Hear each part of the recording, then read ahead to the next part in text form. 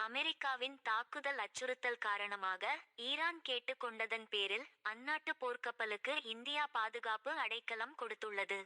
ஈரானின் கடற்படை மீது அமெரிக்கா மற்றும் இஸ்ரேல் தொடர்ந்து தாக்குதலை அதிகரித்து வருகின்றன.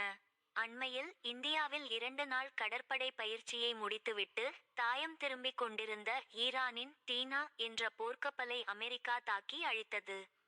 இதில் 87 பேர் உயிரிழந்தனர்.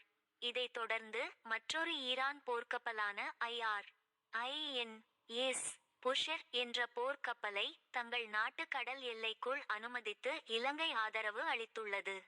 இந்த நிலையில் ஈரானின் கோரிக்கையின் பேரில் அந்நாட்டு கடற்படைக்கு சொந்தமான மற்றொரு கப்பலை கொச்சியில் நிறுத்த மத்திய அரசு அனுமதி வழங்கியுள்ளதாக மத்திய அரசு வட்டாரங்கள் தெரிவித்துள்ளன. ஈரான் மீதான கூட்டு தாக்குதலை அமெரிக்காவும் இஸ்ரேலும் தொடங்கிய பிப்ரவரி 28ஆம் தேதியன்று சர்வதேச கடற்படை ஆய்வுக்கு வந்த லவன் என்ற கப்பலை கொச்சியில் நிறுத்த அனுமதி கேட்டு ஈரான் கோரிக்கை விடுத்துள்ளது. அந்த கப்பலில் அவசர தொழில்நுட்ப சிக்கல்கள் இருப்பதாக தெரிவிக்கப்பட்டது.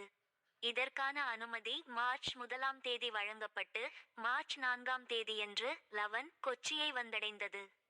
அக்கப்பலில் இருந்த 183 பணியாளர்கள் தற்போது கொச்சி துறைமுகத்தில் தங்க வைக்கப்பட்டுள்ளனர்.